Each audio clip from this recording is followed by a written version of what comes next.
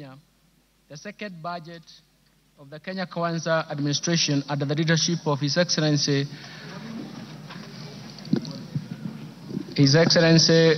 Dr. William Samoei Ruto, the President of the Republic of Kenya and the Commander-in-Chief of the Defense Forces.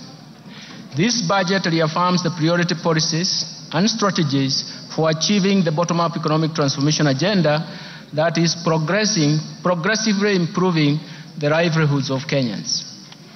This statement is presented in the fulfillment of the requirements of Standing Order number 241 of the National Assembly and Section 40 of the Public Finance Management Act 2012 that requires that the Cabinet Secretary for the National Treasury to make a public pronouncement of the budget policy highlights and the revenue-raising measures for the national government.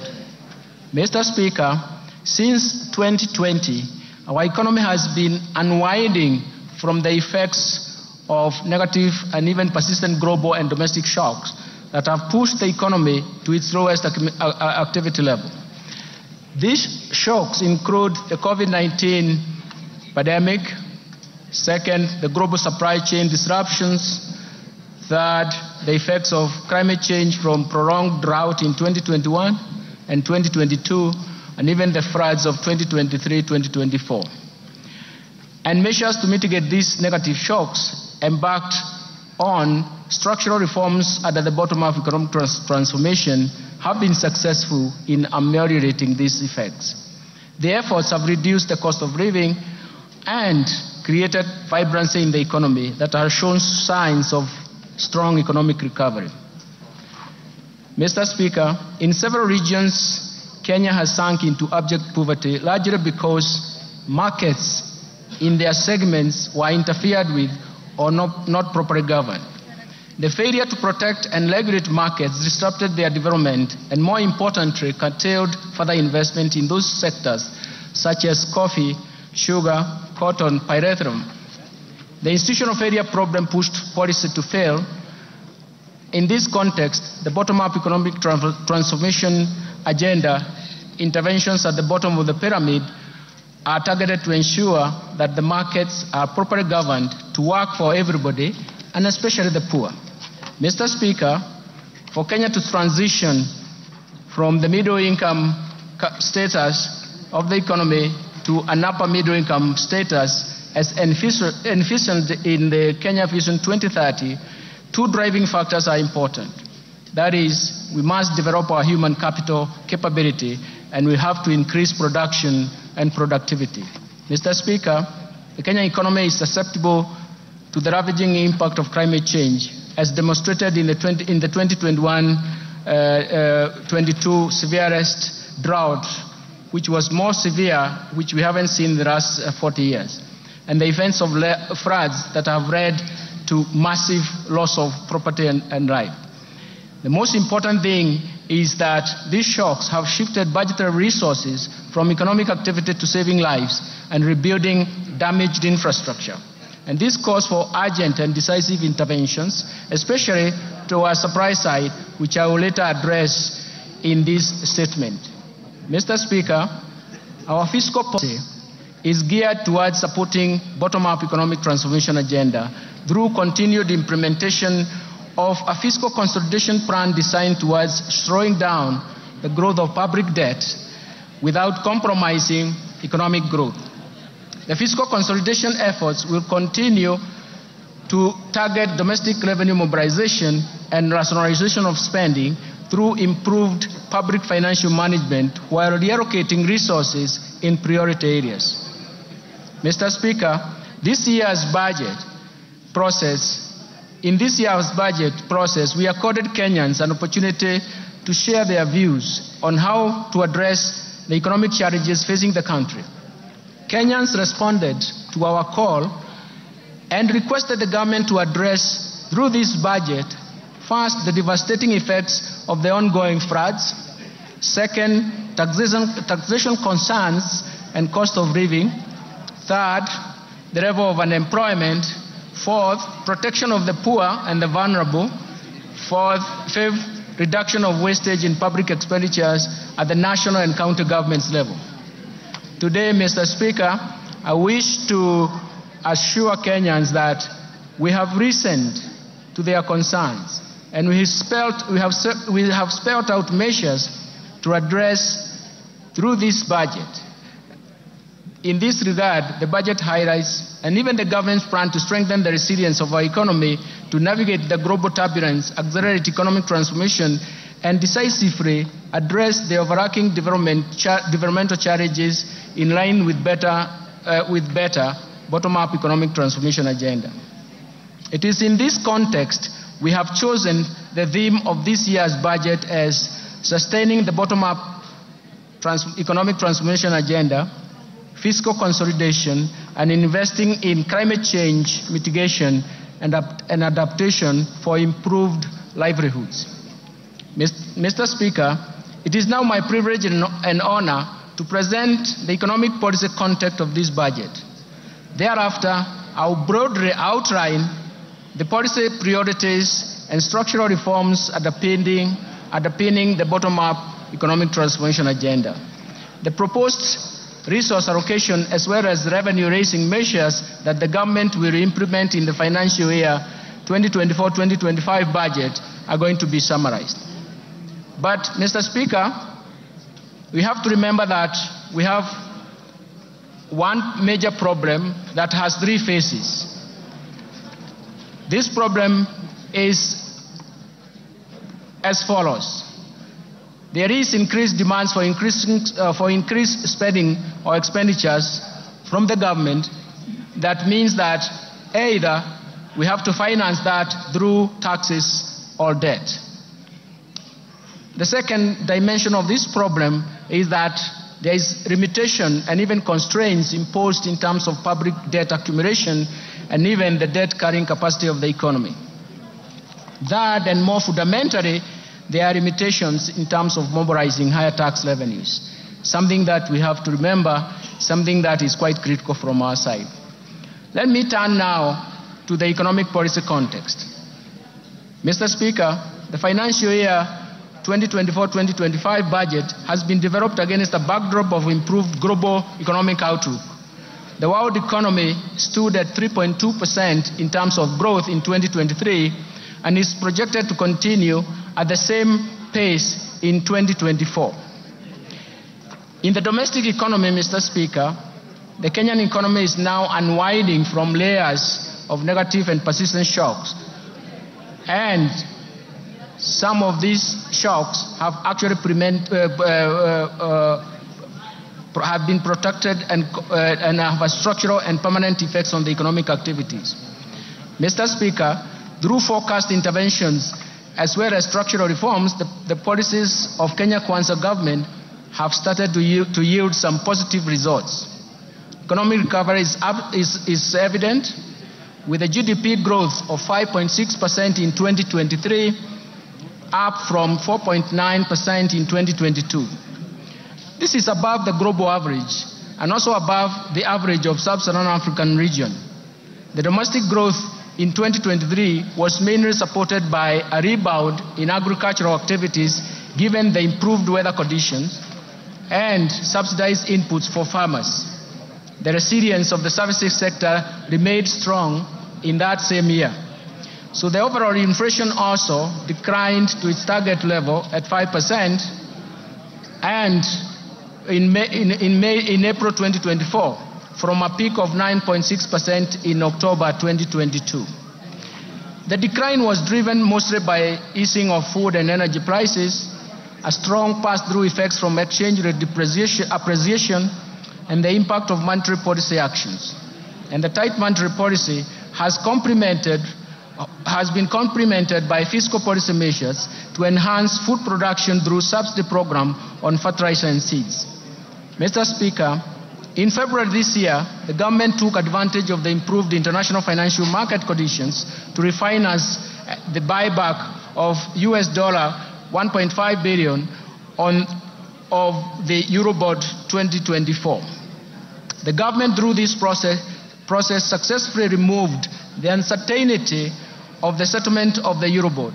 The government also successfully issued an 8.5-year Infrastructure Board that attracted significant foreign investors, making it the most successful domestic bond issuance in the country's history. Mr. Speaker, these two operations in February significantly improved the market perception, together with a tight monetary policy stance and significant reforms in the interbank foreign exchange market. It has brought stability in the foreign exchange market. As of 31st May 2024, the exchange rate was Kenya shillings 130.20 to the US dollar, from a high of 163 earlier on in January. And this represents a significant appreciation of 18.7%. The appreciation and stability of the exchange rate created confidence and triggered inflows of foreign exchange foreign direct investment, and attracted investors to the Nairobi Securities Exchange. In order to enhance monetary policy transmission, the Central Bank of Kenya has adopted a new monetary policy implementation framework, and this is based on inflation targeting and introduces an interest rate corridor around the central bank rate. The interbank rate is expected to be within this corridor. In addition, the Central Bank of Kenya launched the DAO CSD, a central securities depository infrastructure that delivers world-class level of registry, custodial, and even settlement services for both primary and secondary market operations.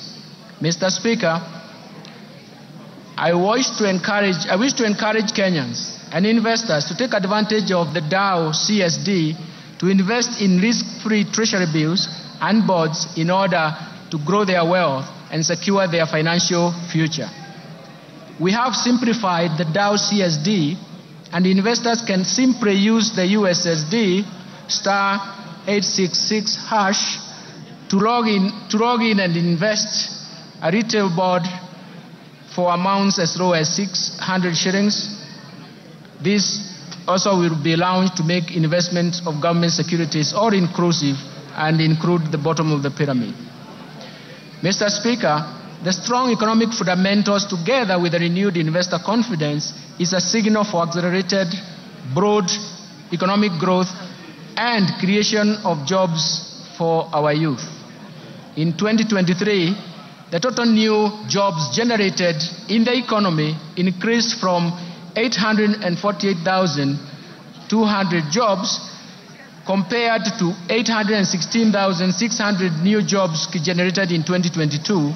And this is attributable to policies implemented, especially when you focus on affordable housing and the agricultural sector interventions. Looking ahead, Mr. Speaker, and considering the ongoing reforms and even additional measures the government is introducing through the budget statement, we project our economy to grow at 5.5% in 2024 and 2025.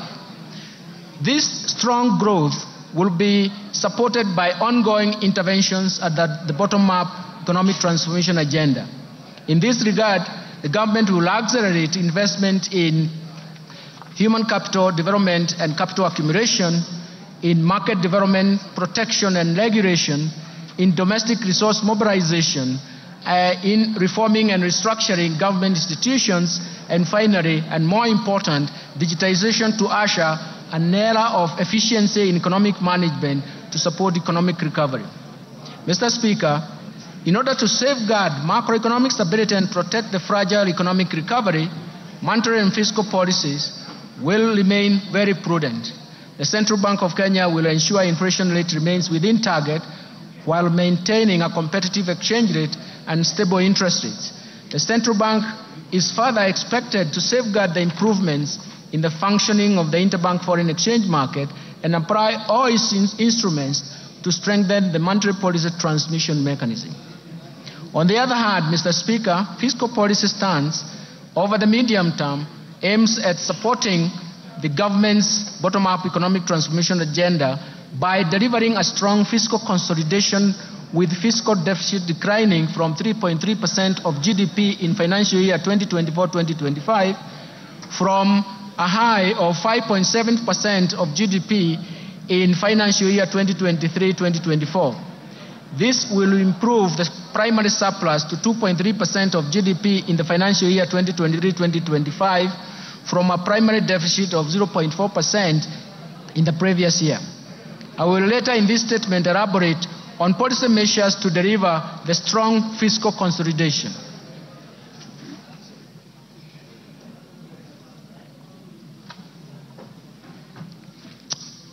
Mr. Speaker, this economic outlook is not without risks. We continue to witness external shocks and recurrence of extreme weather events that not only affect the economic activities, but also pose major fiscal risks.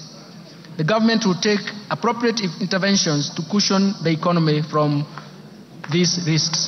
Mr. Speaker, let me now expound on the policy priorities of the government to promote economic transformation and improve livelihoods for Kenyans.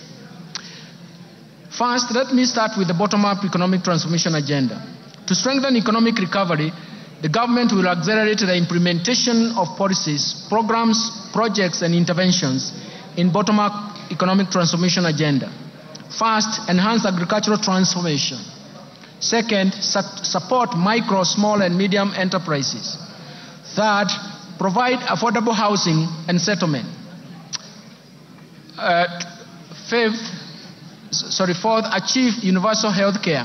Fifth, support growth of the digital superhighway and creative economy that will support job creation. Towards actualizing these objectives, actualizing development objectives to the public, the government in March 2024 launched the fourth medium-term plan for the period of 2023-2027. The MTP4, as we call it, translates the better aspirations into concrete priority interventions to be implemented by both levels of government. These are premised on the value chain approach with sectors which will target sectors with the highest impact to drive the economy and sustain economic recovery. The key priority interventions focus on the following value chain. First, leather and leather products, textile and apparel, dairy, the tea industry, rice sector, edible oils, the brew economy, and natural resources including mineral and forest, and finally the construction and building materials. The value chain approach ensures rational resource allocation by eliminating wastage of resources occasioned by duplication, overlap, fragmentation, and ineffective coordination in the implementation of the program and projects, while promoting a whole of government approach to service delivery. To create employment, special focus has been given to investment in special economic zones and county aggregation and industrial parks, diversification of export markets, and market access of goods and services from micro, small, and medium enterprises. Mr. Speaker, the government will also undertake the following targeted strategic interventions to support economic transformation. First, the government will continue to maintain macroeconomic stability to enhance security, to foster a secure and conducive business environment while protecting Kenyans and their properties. Second, the government will scale up development of critical infrastructure in the country such as roads, railway, air, seaports, energy, water, and reduce the cost of doing business and ease movement of people and goods as well as promote competitiveness. Third, the government will enhance investment in key sectors for broad-based sustainable growth by promoting agricultural transformation, growth in manufacturing, environmental conservation, and climate change mitigation, stimulating growth in tourism and sustainable land use. And all this in management will actually refocus ourselves in terms of how we can get moving in these subsectors. Fourth, the government will enhance human capital development through investment in health, education, and appropriate social safety nets for vulnerable groups, vulnerable population, for improved social and economic outcomes. Fifth, the government will support the youth, women, and even persons living with disabilities through government-funded empowerment programs that leverage on partnership with private sector organizations. Sixth, the government will support county governments through transfer of shareable revenues to strengthen their systems and capacity in service delivery. Mr. Speaker, it's important to notice that it is for the first time since the advent of devolution that the county governments are getting shareable revenue, which is surpassing 400 billion shillings. Lastly, implement various policy and legal institutional reforms that will enhance the efficiency of public service delivery. Let me turn now to investing in climate change mitigation and adaptation to enhance resilience. Mr. Speaker, the effects of climate change have become detrimental to economies across the globe, with extreme weather conditions, events affecting lives and livelihoods of millions of people. The rising cost of adaptation are diverting funds from essential services like healthcare and education and potentially destabilizing the economies. Mr. Speaker, Kenya has not been spared by these negative effects of climate change. The recent unprecedented floods that our country faced following the prolonged drought in 2021-2022 claimed lives, caused injuries to many people, and wreaked havoc on property, infrastructure, and livelihoods. The government responded promptly and undertook short-term measures to mitigate the devastating impacts of the drought and floods. Going forward, we shall formulate and implement long-term climate change adaptation and mitigation strategies to generate strong resilience pathways. Mr. Speaker, our climate action agenda is informed by the need to restore our degraded ecosystem that include forests, rivers, and wetlands. It is for this reason that His Excellency the President has rallied Kenyans to prioritize environmental conservation, implement aggressive reforestation, afforestation, and wetland restoration programs, and reverse the biodiversity loss and even land degradation. In response to the President's call, the government has stepped up climate adaptation mitigation efforts, including green energy, smart agriculture, decarbonizing manufacturing, e-mobility, and green building, all aimed at the attainment of zero carbon by 2050. I therefore urge all Kenyans to support the government's response to the ecosystem restoration that aims to grow 15 billion trees nationwide by the year 2030. Let me turn to policy, legal, and institutional reforms. Mr. Speaker, while we have made progress as a nation, we remain alive to structural constraints that impede the pace of economic development.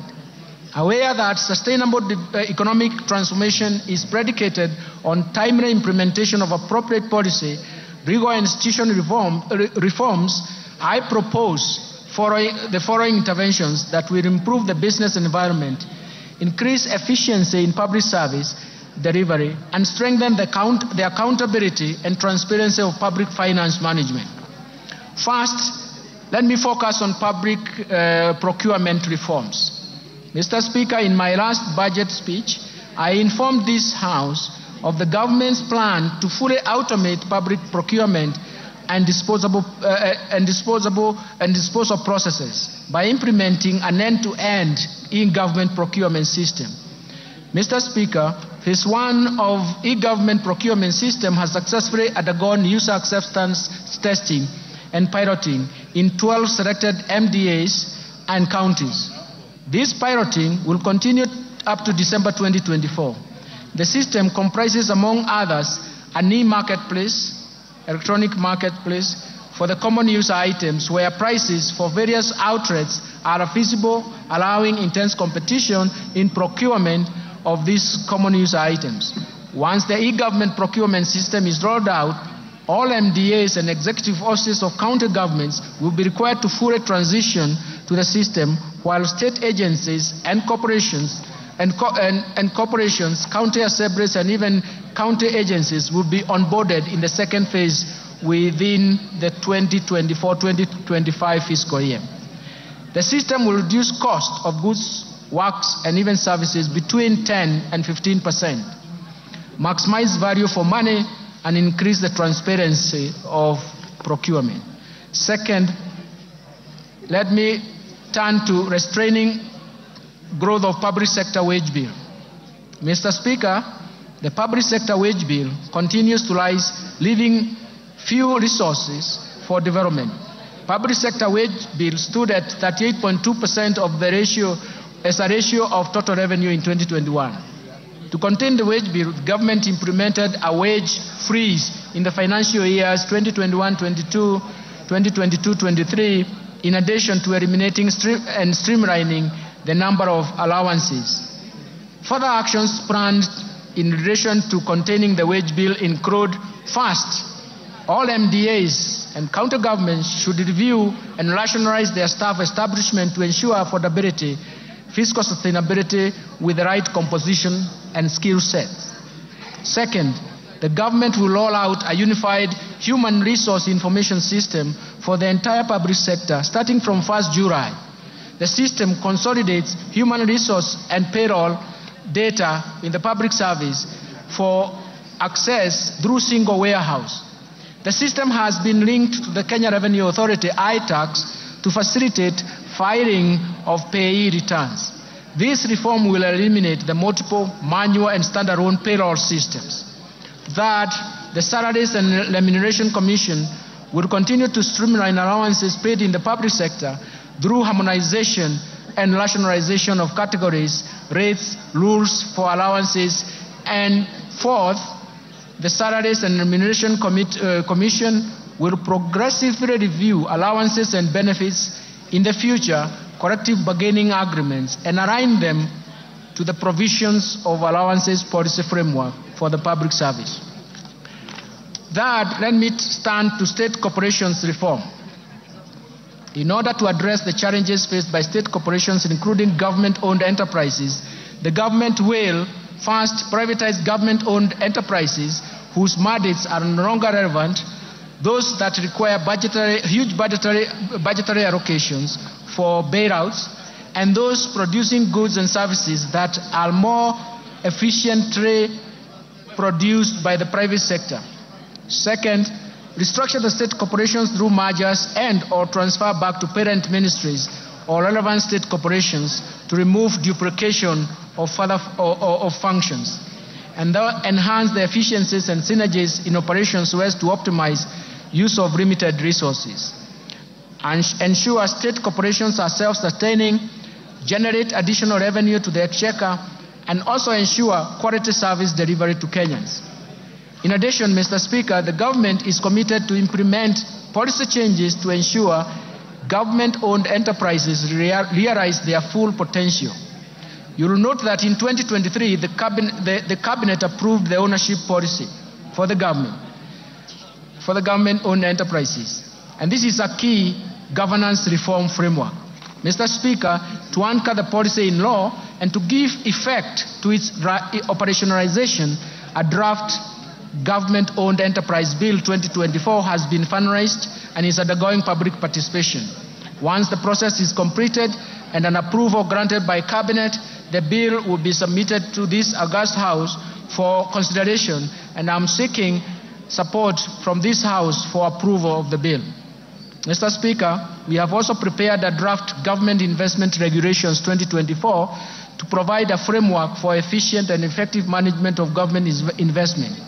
The draft regulations will be taken through public participation before submission to this House for consideration and, if possible, approval. Fourth, let me turn to pending bills. Mr. Speaker, in the last budget statement, I informed this House that the government plans to establish a pending bills verification committee to carry out a thorough analysis of all stock of pending bills for the period 1st July 2005 to 30th June 2022, and formulate measures to stop accumulation of pending bills going forward. Mr. Speaker, as you are aware now, His Excellency the President inaugurated the pending bills verification committee in November 2023. The committee received a total of 94,997 pending bills claims valued at Kenya shillings 662.3 billion. Analysis of the pending bill claims submitted by MDAs is ongoing. the general public has been given an opportunity to submit any pending bill claims owed by the national government. The committee is expected to complete its work and submit a report by October 2024 for implementation within the fiscal framework. Fifth, the national assets and inventory management reforms. Mr. Speaker, the National Treasury has initiated reforms geared towards automating assets and inventory management in MDAs as well as county governments. In this regard, the National Treasury will operationalize the assets and inventory management modules of IFMIS, with the module of all MDAs scheduled to launch and go live in July 2024. The rollout of county governments will commence thereafter. These reforms will enable the accounting officers to have visibility of all assets and inventory under their control and facilitate optimal assets utilization. Sixth, let me turn to financial sector reforms. Mr. Speaker, the Kenya banking sector remains stable, resilient, and continues to play its role in mobilizing funds and channeling them to deserving productive economic sectors and activities. The banking sector remained profitable with a growth of assets of 0.3%. It is now standing at 7.74 trillion in February 2024. Credit from commercial banks to the private sector stood at around 6.9% in terms of growth in April 2024 and has benefited key sectors of the economy. The Financial Inclusion Fund, popularly known as the HASRA Fund, and the de-risking of lending to the MSMEs through the Credit Guarantee Scheme have facilitated additional lending to the MSME sector. Mr. Speaker, to position the banking sector to effectively play its role in Kenya's socio-economic transformation, 3 recent reforms have been implemented. First, the licensing and oversight of digital credit providers to address inherent challenges, including the high cost of credit, unethical debt collection, inadequate disclosures and lack of transparency, breach of data privacy, and abuse of personal information. As at the end of March 2024, 51 digital credit providers have been licensed. Secondly, on climate change, the CBK in April 2024 issued draft Kenya Green Finance Taxonomy for public participation that will serve as a tool to classify whether particular economic activities are green or environmentally sustainable, and serve as a guide for banking sector and other market participants in making informed investment decisions or financing decisions. Third, to eliminate money laundering and vulnerability in the banking sector, the CBK has revised the anti-money laundering and combating the financing of terrorism and proliferation of financing, and the supervisory framework has been implemented so that the risk-based supervision is enacted, undertaking institutional and sectoral risk assessment and enhancing staff complement capacity for supervision. Mr. Speaker, the Kenya banking sector is exposed to dynamic global, regional, and even local developments, necessitating reforms in this respect. The following reforms are proposed.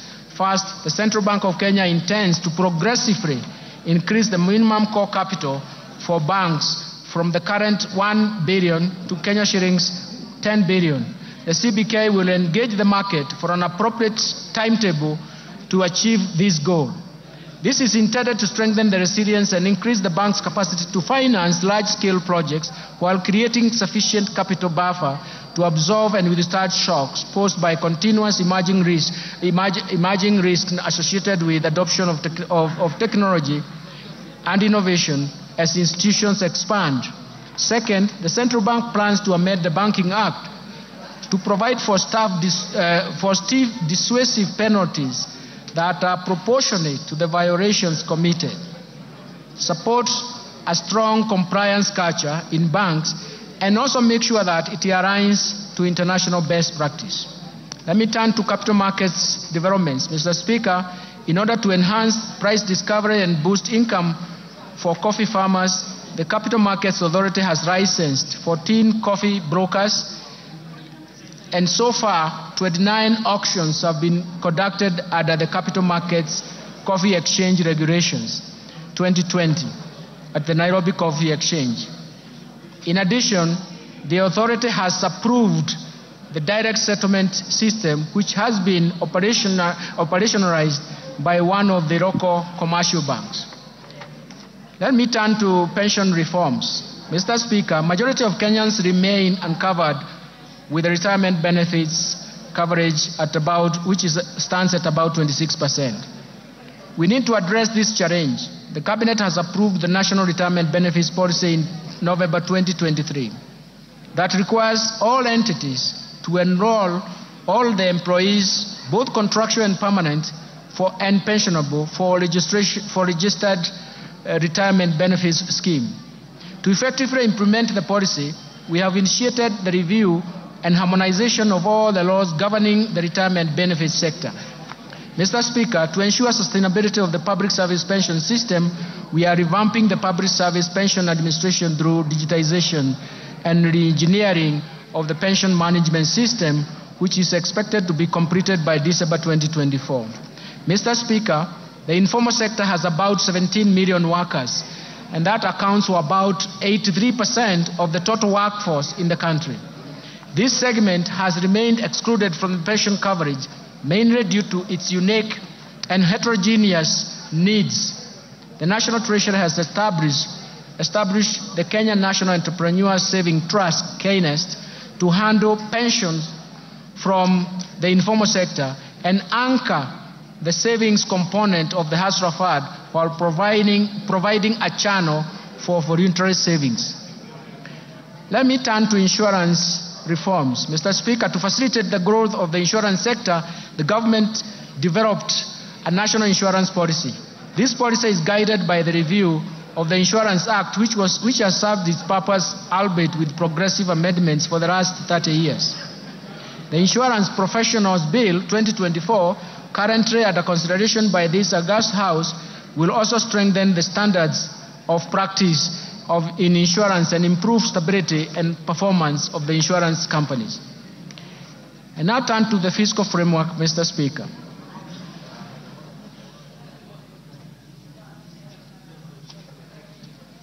Mr. Speaker, the government's fiscal policy is to enhance fiscal consolidation efforts to reduce debt vulnerabilities and rebuild fiscal buffers amid significant global and even domestic challenges.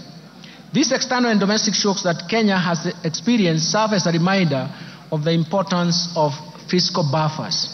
Mr. Speaker, the focus of our fiscal policy thus remains to reduce the deficit from 5.7% of GDP in the current financial year to 3.3% in the financial year 2024-2025.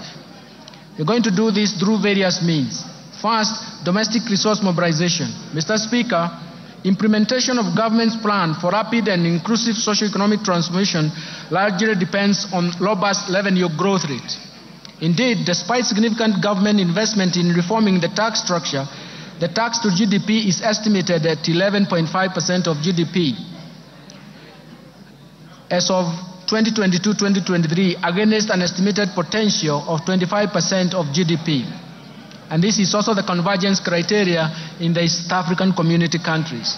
We therefore urgently need to address the challenges that negatively affect our revenue collection, some of these challenges include: first, there is an existence of hard-to-tax sectors. The economy is dominated by a large informal sector that is mostly outside the current tax instrument, leaving the country to rely on a narrow tax base, and it is time to reverse this trend. Second, proliferation of tax expenditures over the years. Tax expenditures are estimated right now at 2.9% of GDP if you consider the 2022 data. That it has major erosion to the tax base. Third, low tax compliance, largely attributed to factors such as the technical and complex nature of our tax laws and procedures, taxpayer apathy due to perceived inefficient use of tax revenues, high compliance costs, and inadequate taxpayer education. Fourth, there are difficulties in taxing emerging digital economy. the tax system is not fully equipped to deal with the emerging business models that leverage on the digital technology. Finally, Mr. Speaker, inadequate modern technology equipment for use at every stage or exit border points, misdeclaration and even misclassification of goods, inadequate customs border posts, infiltration of counterfeits, smuggling, and diversion of goods. Mr. Speaker, in order to address these challenges and enhance the revenue mobilization, we shall implement a combination of tax policy and administrative reforms. The reforms are premised on the need to ensure that taxes are more supportive to economic activity. They do not distort the market and have a predictable tax structure. The reforms include, first, implementation of tax policy and administration measures proposed in the Finance Bill 2024. Second, implementation of the medium-term revenue strategy to expand the tax base to 20% of GDP over the medium term. Third, to strengthen the tax administration for enhanced compliance through leveraging on technology to revolutionize tax processes, sealing revenue loopholes, and enhancing the efficiency of tax system. And finally, we're focusing on unlocking additional non-tax revenue potential by MDAs through the services they offer to the public. Let me turn to improving the efficiency of public expenditure. Mr. Speaker, turning to expenditures, we should ensure that our scarce resources are used in the most efficient and effective way. Mr. Speaker, in order to move towards a balanced budget and further improve efficiency in public spending, the following bold actions and reforms have been outlined in the financial year 2024-2025. First, rationalization of transfers to SAGAs by at least 30% from the financial year 2023-2024 approved budget, in line with the overall austerity measures cutting across all ministries, departments, and agencies. Second, curtailing spending on the following expenditure items: foreign travels, rationalization of all training expenses across government, and restricting all training to within government institutions, rationalizing all allocations for purchases of motor vehicles, and suspending purchases of furniture for a period of 1 year, and suspending all refurbishment and partitioning of government offices. Third, the expenditure control measures that include suspension of all new recruitment in the public sector for 1 year, for the next 1 year, audit and cleanse all public payrolls, pension, and transfers to the vulnerable, with a view to eliminate ghost workers as well as enforce payments of salary scales and that are approved as recommended by SRC, and consolidation of public procurement for common user items. Fourth, minimizing government expenditure but by leveraging on technology, and this will entail use of Wi-Fi emails for efficient communication. 5, reviewing the insurance schemes, especially looking at EDU, AFIA, indigence, public service, police, and prison commissions and independent offices under the universal health coverage, and align them to the Social Health Insurance Fund.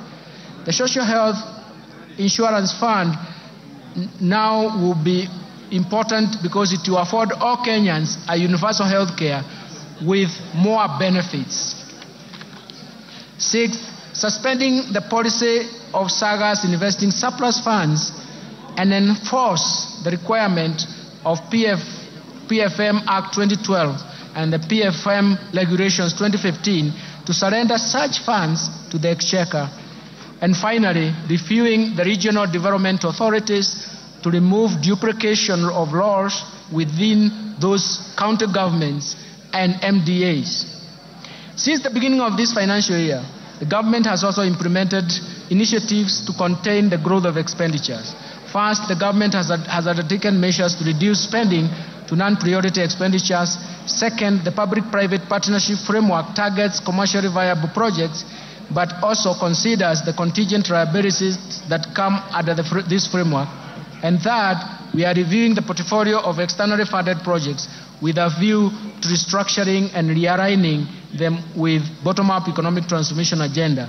All these initiatives, Mr. Speaker, will help lower the expenditures. I now turn to revenue measures, revenue projections. Mr. Speaker, with the policy measures and structural reforms highlighted above, we project total revenue corrections, including appropriations in aid for the financial year 2024-2025 budget, to be Kenya shillings 3,343.2 billion, equivalent to 18.5% of GDP.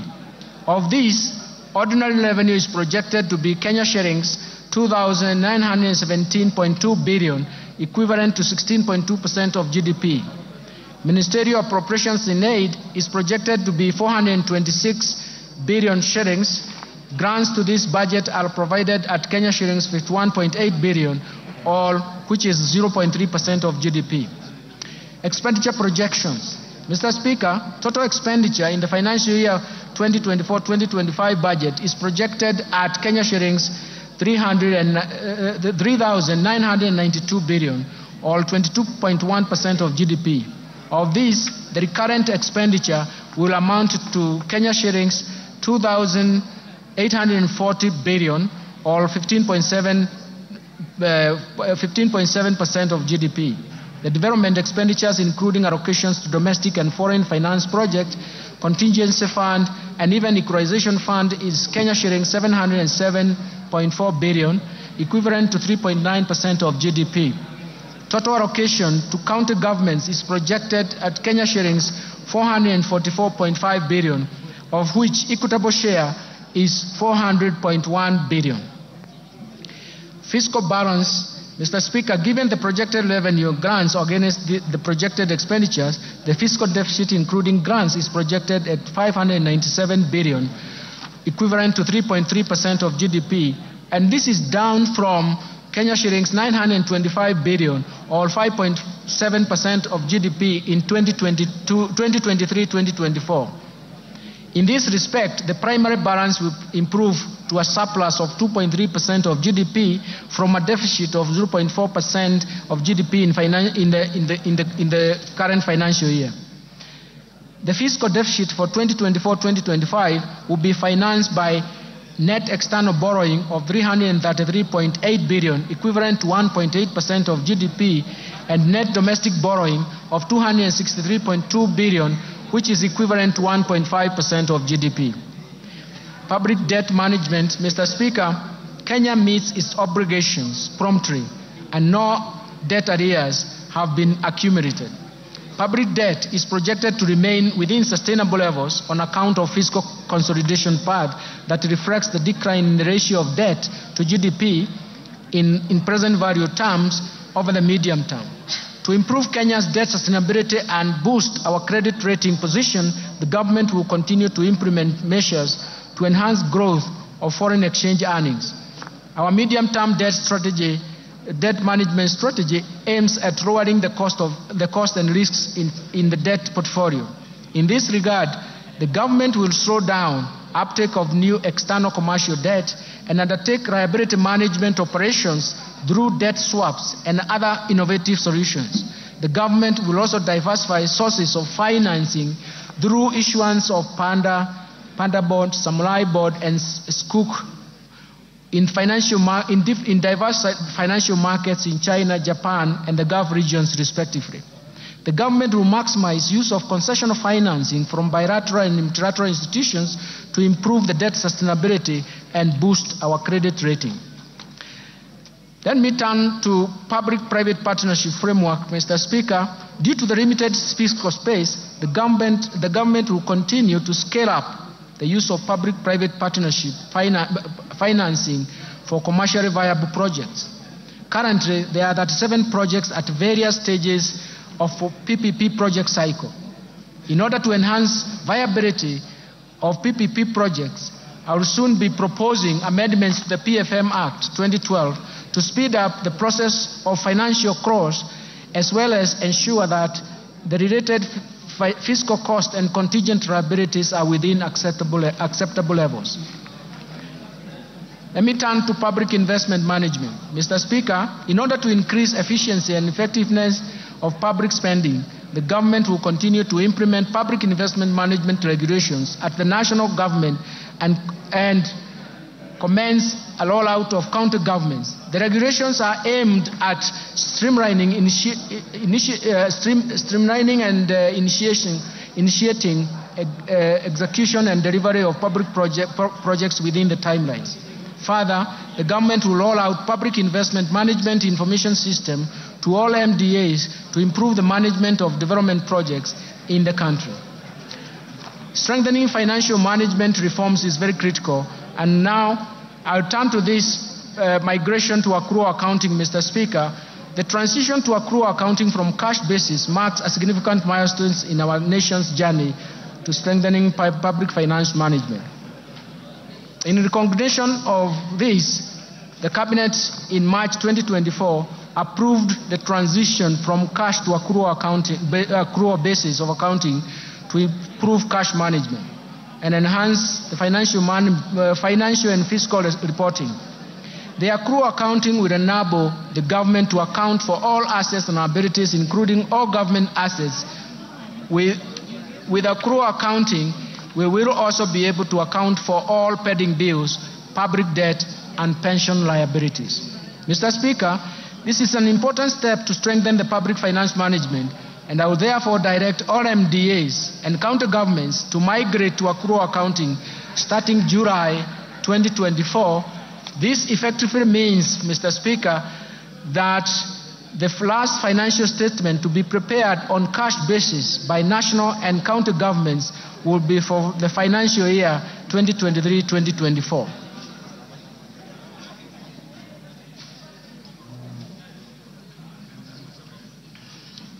Mr. Speaker, let me turn to Treasury single account. Mr. Speaker, the PFM Act 2012 and its attendant registration provides for the establishment of the Treasury single account, TSA as we call it, system at both national and county government levels. Based on the experience over the last 10 years since the enactment of PFM Act 2012, the need to review the scope of TSE implementation has become apparent. To improve public cash management, it is necessary to operationalize other elements of the TSA system and that are envisaged in the law.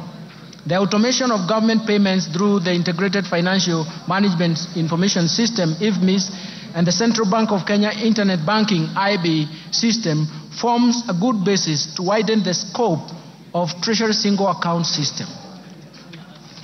The National Treasury undertook an inventory of bank accounts and balances held by public sector entities in various financial institutions and established that as at 30th June 2023, these entities held Kenya shillings 431.7 billion with various financial institutions. These large cash balances were not immediately accessible at the time when the government was very, very cash strained. Mr. Speaker, to address this challenge and underscore the government's unwavering commitment for fiscal discipline, transparency, and efficiency in the management of public finances, the Cabinet approved the implementation of Treasury single account system in a clustered approach. The system will consolidate government cash resources into a single account held at the Central Bank of Kenya and sub-treasury single accounts at the commercial banks. The National Treasury in this respect will establish a treasury function to manage the TSA and the TSA sub-account structure so that every day the government financial position is known and ascertained. The migration of the TSA system commences on 1st July 2024. Let me now turn to resource allocation under the bottom-up economic transformation agenda. Mr. Speaker, let me turn the highlights to government spending priorities in the coming financial year. And in light of the revenue challenges, significant expenditure demands, spending in the financial year 2024 to 2025 will focus on bottom-up economic transformation agenda priorities on 5 core areas with the highest impact on the economy. The first one will be agricultural transformation and inclusive growth. Mr. Speaker, the government focus will be on agricultural transformation and inclusive growth through the value chains approach. This aims at providing adequate and affordable working capital to all farmers through cooperative societies. We consider them as aggregators, and deploy the modern agricultural risk management instruments that ensure farming is profitable and incomes are predictable. In addition, it aims to transform farmers from food deficit to surplus producers through input finance, subsidies, and intensive agricultural extension support.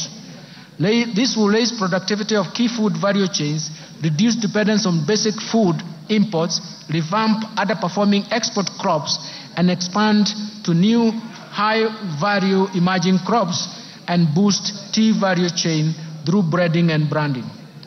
Mr. Speaker, to attain food and nutrition security, I proposed an allocation of Kenya shillings 54.6 billion for various programs under this sector.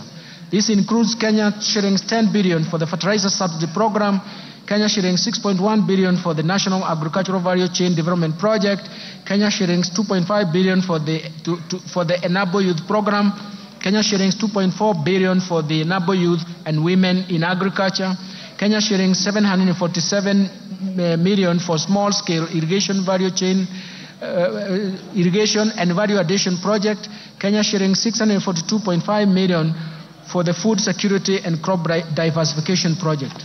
Mr. Speaker, to improve livestock production, I propose Kenya shillings 2.4 billion for de-risking, inclusive and value enhancement of pastoral economies program, Kenya shillings 1.5 billion for livestock value chain support project, Kenya shillings 1.5 billion for Kenya livestock commercialization program, Kenya shillings 192.5 million for the embryo transfer project. I have also proposed Kenya shillings 300 million for the development leather industrial park, Kenani. Mr. Speaker, to support the growth of the brew economy, I propose a total of Kenya shillings 11.3 billion to the brew economy and fisheries subsector. This includes 3.7 billion to aquaculture business development project, Kenya shillings 3.1 billion to the Kenya Marine Fisheries and Socio-Economic Development Project, Kenya shillings 540 million for rehabilitation of fish riding sites, Kenya shillings 695.5 million for Riwatoni ultra-modern fish hub, and Kenya shillings 600 million for marine fish assessment. Mr. Speaker, to raise agricultural productivity, enhance resilience to climate change risks in targeted smallholder farming and even pastoral communities, I propose an allocation of 340 million shillings towards adding drought and emergencies project. Mr. Speaker, to ensure legitimacy of land ownership and settle the land race, I propose a sum of 5.5 billion. This allocation will cater for the processing and registration of the title deeds, settlement of the land race, digitization of the land registry, georeferencing of land parcels, and construction of land registries. Second, I want to turn to transforming micro, small, and medium enterprises economy. Mr. Speaker, accessibility and affordable credit to most Kenyans at the bottom of the pyramid remains a challenge. To address this challenge, the government is proposing an additional allocation of 5 billion shillings to the Financial Inclusion or Hustlers Fund to scale up access to credit for households and MSMEs. I also propose an additional 200 million for the Youth Enterprise Development Fund, Kenya shillings 162.5 million for the Center for Entrepreneurship Project, and Kenya shillings 1.9 billion for rural Kenya Financial Inclusion Facility. Third, let me turn to housing and settlement, Mr. Speaker. Mr. Speaker, the government's commitment to turn the housing challenge into an economic opportunity to create quality jobs for the youth, directly in the construction sector and indirectly through the production of building products. This will be achieved through, among other measures, facilitating a delivery of 200,000 houses per annum and enabling low-cost housing mortgages. To continue supporting this initiative, I have proposed an allocation of 92.1 billion shillings for the housing, urban development, and public works.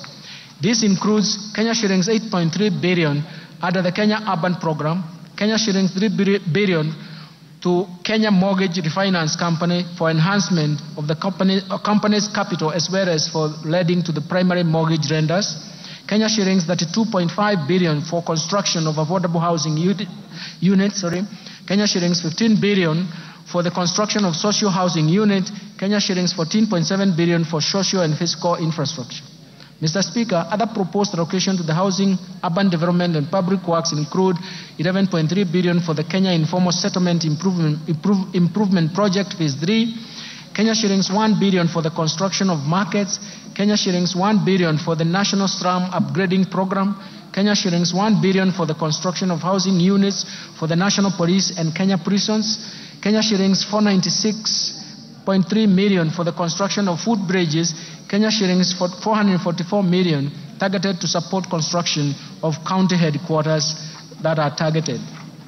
Fourth, universal health care coverage. Mr. Speaker, the government is committed and determined to realize the constitutional right to health by promoting access to quality and affordable health care through universal health care coverage program. Towards this end, Mr. Speaker, I have proposed an allocation of 127 billion to the health sector to support various activities and programs. These include 4.2 billion for Kenya shillings 4.2 billion for universal health care coverage, coordination and management unit, Kenya shillings 2 billion for free maternity health care, Kenya shillings 3.6 billion for managed equipment services, Kenya shillings 861.5 million to provide medical cover for the orphans, elderly, and severely disabled persons in our society. Kenya shillings 4.6 billion to cater for the stipend and acquisition of specialized medical equipment for the community health promoters, and 4.1 billion shillings for primary health care fund. Mr. Speaker, throughout the cases of HIV, AIDS, malaria, and tuberculosis, and enhance the vaccines and immunization program in the country, I have proposed Kenya shillings 28.7 billion for the Global Fund and Kenya shillings 4.6 billion for vaccines and immunization programs, respectively. Mr. Speaker, to enhance the early diagnosis and management of cancer and reduce the burden of treatment among Kenyans, I have proposed an allocation of Kenya shillings 1.1 billion to strengthen cancer management in Kenyatta National Hospital and Kisii Level 5 hospitals. I have also proposed Kenya shillings 2 billion to the Emergencies, Chronic and Critical Illness Fund. Mr. Speaker, to improve health service delivery, I have proposed a sum of Kenya shillings 29.7 billion for Kenyatta National Hospital and Moi Teaching and Referral Hospitals. This includes 2.6 billion for the construction of Kenyatta National Hospital Burns and Pediatric Center. I've also proposed Kenya shillings 5.2 billion for the Kenya Medical Supplies Agency, Kenya shillings 2.5 billion for the Kenya Medical Research Institute, Kenya shillings 1 billion for procurement of family planning and reproductive health commodities, and Kenya shillings 760 million for procurement of equipment at the National Blood Transfusion Services. Further, to strengthen the capacity of medical personnel, I have proposed Kenya shillings 3.7 billion for medical interns, Kenya shillings 406 million for training of health personnel, and Kenya shillings 8.6 billion for Kenya Medical Training Center. Finally, the digital superhighway and creative economy. Mr. Speaker, investment in digital superhighway and creative economy continues to play a critical role in enabling the government achieve the objectives of bottom-up economic transformation agenda through increased productivity and competitiveness. On the creative economy promotion of music, theater, and graphic design, digital animation, fashion, and craft, among others, continues to create jobs opportunities for the youth. Mr. Speaker, to support the growing digital superhighway and creative economy, I have proposed an allocation of Kenya shillings 16.3 billion to fund the initiatives in the information, communication, and technology sector. Specifically, this proposed allocation includes 1.1 billion for government shared services, 704 million for digital superhighway, 2.3 billion for the construction of Kenya Advanced Institute of Science and Technology at Concert Technopolis, 2.8 billion for Kenya Digital Economy Acceleration Project, and 2.8 billion for maintenance and rehabilitation of the last mile county connectivity network. In order to fast-track the development of the Concert Technopolis City, I have proposed an allocation of 1.5 billion for the horizontal infrastructure phase 1 and Kenya shillings 5.2 billion for the Concert data center and smart city facilities. Other key allocations to critical sectors supporting better include investment in critical infrastructure.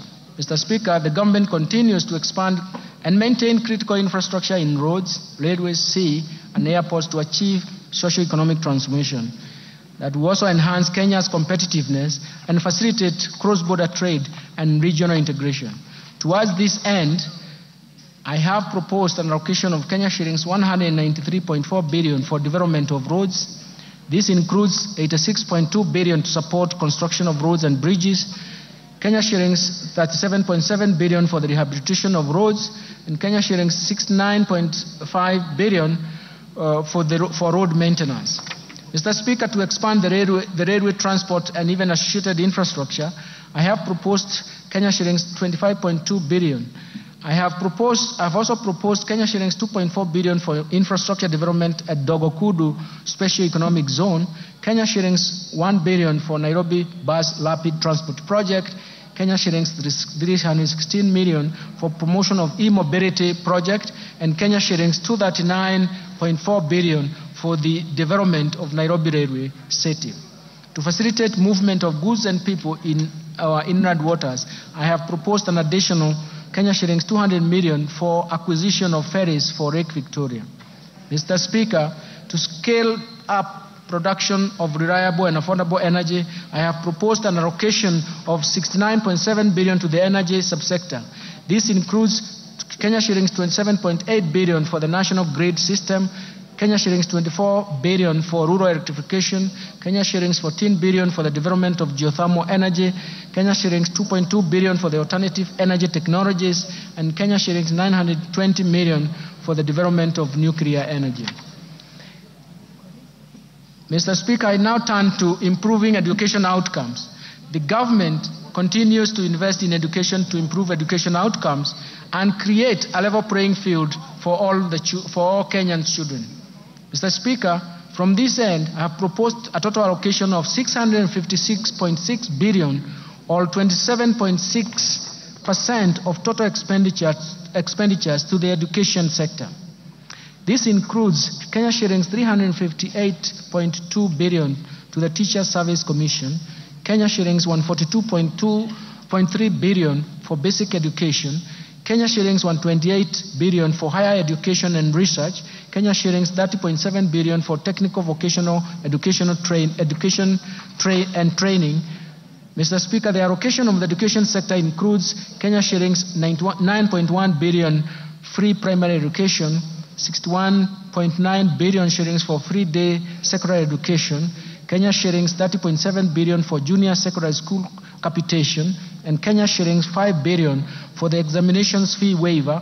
In addition, Mr. Speaker, I have proposed an allocation of Kenya shillings 13.4 billion for the conversion of 46,000 junior secondary school interns to permanent and pensionable terms. Kenya shillings 1.3 billion for the training of teachers on competency-based curriculum, and Kenya shillings 360 million for the digital literacy program and ICT integration in our secondary schools.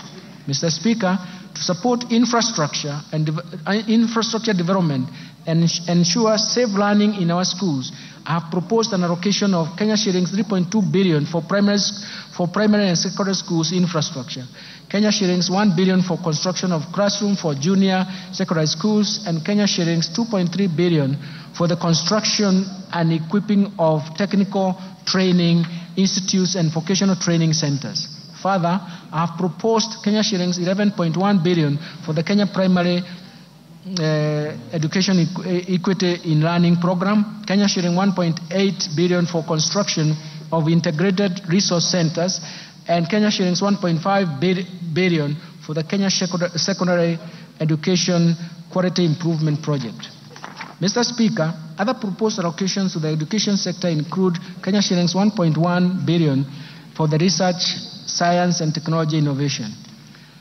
Mr. Speaker, the government is implementing the new funding model for public universities and TVET institutions through the provision of government scholarships and loans apportioned according to students' need. The new funding framework seeks to offer students whose households are at the bottom of the pyramid equal opportunity in accessing university education as well as technical training. Towards this end, Mr. Speaker, I have proposed an allocation of Kenya shillings 35.9 billion to the Higher Education Loans Boards for provision of loans to university and TVET students, Kenya shillings 16.9 billion for the scholarship for university students, and Kenya shillings 7.7 billion capitation and scholarship for TVET students. Let me move now to supporting manufacturing for job creation. Mr. Speaker, further to promote local industries, I have proposed an allocation of Kenya shillings 23.7 billion under various implementing ministries, departments and agencies.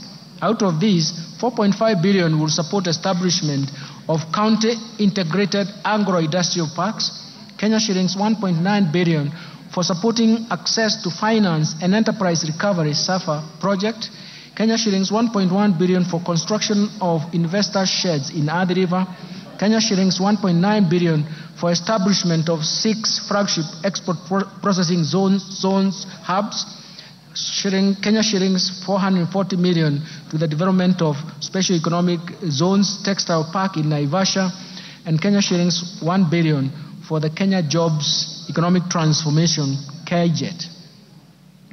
In addition, Mr. Speaker, in order to revitalize and maximize benefits from our cash crops, the government will make further investments towards revival and enhancement of output. In this respect, Mr. Speaker, I have proposed Kenya shillings 2 billion for Coffee Cherry Revolving Fund. This is in addition to Kenya shillings 4 billion allocated in the current fiscal year. Kenya shillings 1.5 billion for payments of debts owed to sugarcane farmers, arrears to employees and maintenance of cane testing units, Kenya shillings 120 million for cotton industry revitalization project, and Kenya shillings 150 million for the pyrethrum industry recovery.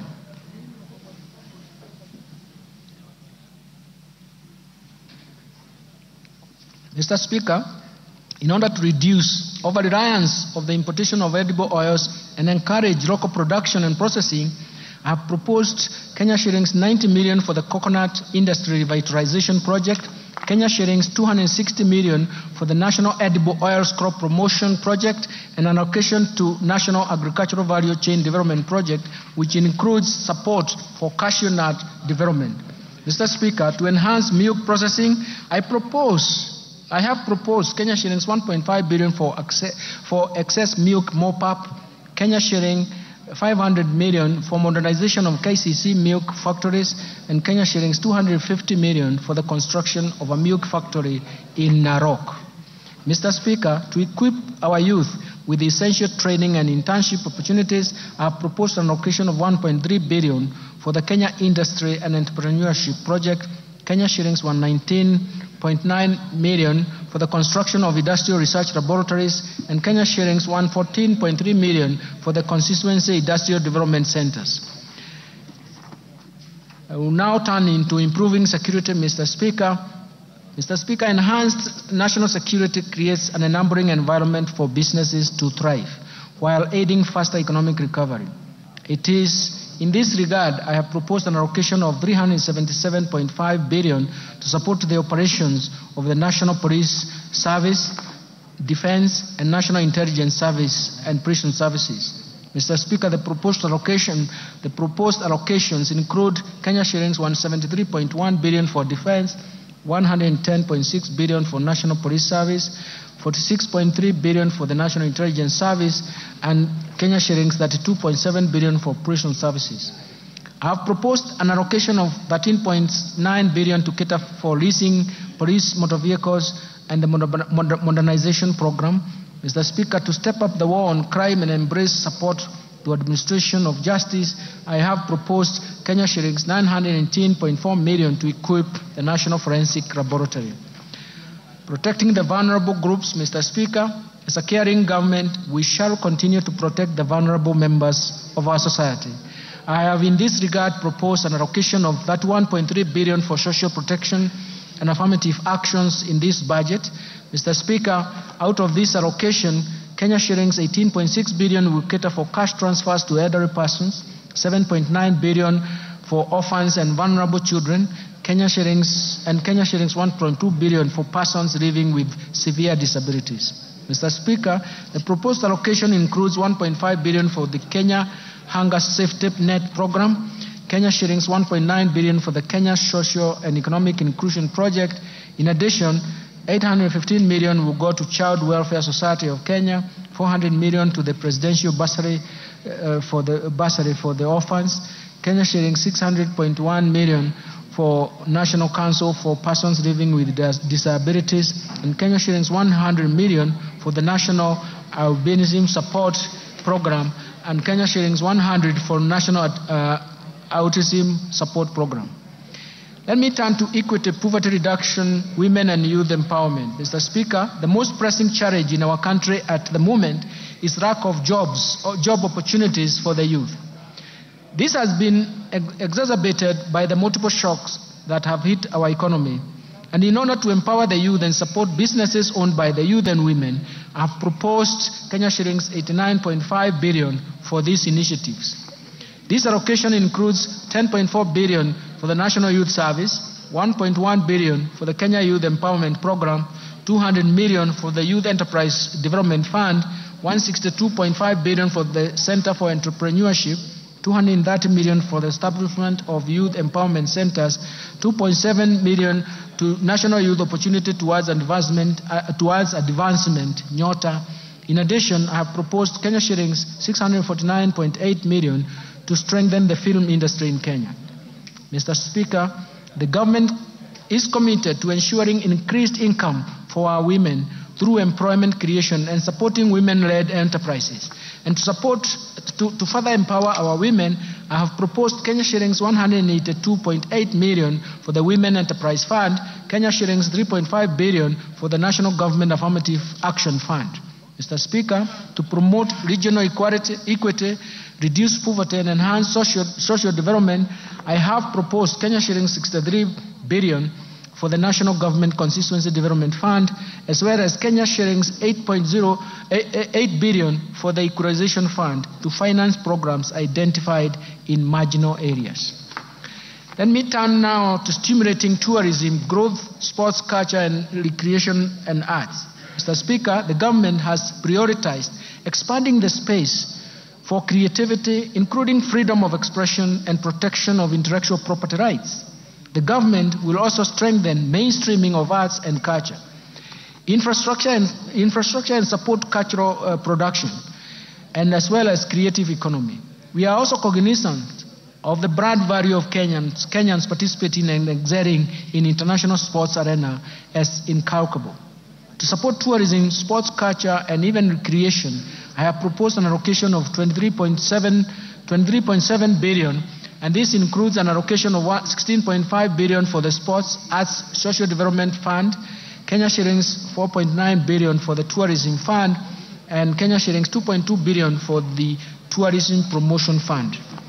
Let me turn to environment protection, water and natural resources. Mr. Speaker, in order to support environment and water conservation and respond to climate change, I have proposed an allocation of Kenya shillings 10.7 billion for forest resources conservation and management, 1.7 billion for forest research and development, 2.7 billion for environment management and protection, 5.9 billion for the Kenya Financing Locally Led Climate Action Project, 1.6 billion for meteorological services, and Kenya shillings 13.1 billion for wildlife security, conservation, and management.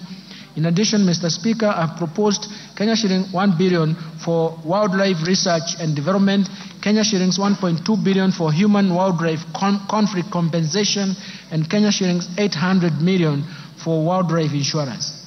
Mr. Speaker, to expand and access clean and adequate water for domestic and agricultural use, I have proposed an allocation of Kenya shillings 36.6 billion for the water and sewerage infrastructure development, 12.5 billion for water resources management, and Kenya shillings 1.9 billion for water storage and flood control. In addition, I have proposed 17.8 billion for irrigation and land reclamation, Kenya shillings 1.9 billion for water harvesting and storage for irrigation. I now turn to improving governance and sustaining the fight against corruption. To enhance good governance and Mr. Speaker, and scale up fight against corruption, I have proposed Kenya shillings 4.2 billion for the Ethics and Anti-Corruption Commission, 4 billion for the Office of Director of Public Prosecution, 6.9 billion for the State Law Office, 8.7 billion for the Office of the Auditor General. In addition, Mr. Speaker, to enhance the oversight and registration of the role of Parliament, I propose an allocation of Kenya shillings 44.6 billion for Parliament. To enable administration and justice, I propose an allocation of 24.7 billion for the judiciary. This includes 900 million for construction and refurbishment of courts and 800 million for the automation of the judiciary. Allocations to the county governments, Mr. Speaker, I turn to this. The county governments will receive a proposed allocation of 400.1 billion as equitable share in the financial year 2024-2025. It's for the first time that they have arrived to this figure of 400 and surpassed it in the last 12 years of devolution. As equitable share of financial year 2024-2025. And this is equivalent to 25.48% of the actual revenue raised nationally for the financial year 2020-2021, which is in compliance with Article 203, subsection 2 of the Constitution of Kenya. In addition to the equitable share of revenue, a further 44.4 billion has been proposed as additional allocation to county governments. This comprises of 8.76 billion for the national government share of revenue, Kenya shillings 35.66 billion from proceeds of external loans and grants for the external loans and grants. Equalization Fund, Mr. Speaker, we have proposed an allocation of 8 billion for the Equalization Fund, which is 0.5% of the actual revenue raised nationally in 2020-2021 reference year. Measures to enhance county government's own source revenue, Mr. Speaker, the National Treasury is implementing a policy to support the enhancement of own source revenue by county governments as we await the enactment of the National Rating Bill. This bill will enable the county governments to correct more property rates, including contribution in lieu of rates. In addition, Mr. Speaker, a multi-agency committee has been formed to manage the rollout of the proposed integrated county revenue management system in 47 county governments. This system will increase transparency, accountability, and efficiency in revenue collection. Let me turn now to taxation measures, Mr. Speaker.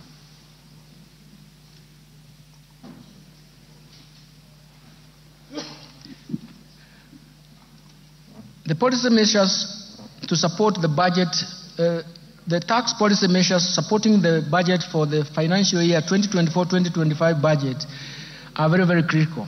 In the course of this year, we embarked on tax policy review through a number of tax studies that will support the development of a progressive tax system. Mr. Speaker, the objective of these reforms is to develop an elaborate tax policy that will raise adequate revenue to finance recurrent as well as development budgets.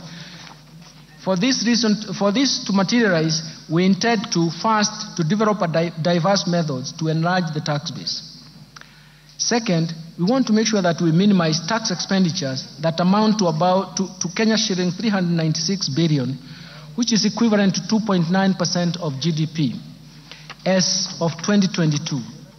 Of the Kenya shillings 396 billion, 63.1% of it is on VAT refunds alone on zero-rated final consumer goods. Third, we want to create a tax system that is not only predictable to taxpayers, but also yields predictable revenues to government. Fourth, we want to develop a tax system that supports markets, that supports production, consumption, and even investments. Mr. Speaker, thank you. Mr. Speaker, the year 2024-2025 marks the beginning of these reforms through the proposed amendments in various tax laws contained in the Finance Bill 2024. Mr. Speaker, these reforms are part of a wider tax policy reforms contained in the medium-term revenue strategy, and I will shortly be providing highlights of these reforms. Additionally, Mr. Speaker, during the East African Community pre-budget consultations held in May 2024, the ministers responsible for finance and economic planning in the East African Community region agreed on customs measures that will support and protect industries in the region. Mr. Speaker, the tax measures proposed in the Finance Bill 2024 and the said custom measures are expected to generate an additional Kenya shillings 346.7 billion or 1.9% of GDP to the exchequer for the financial year 2024-2025. Let me start with custom duties.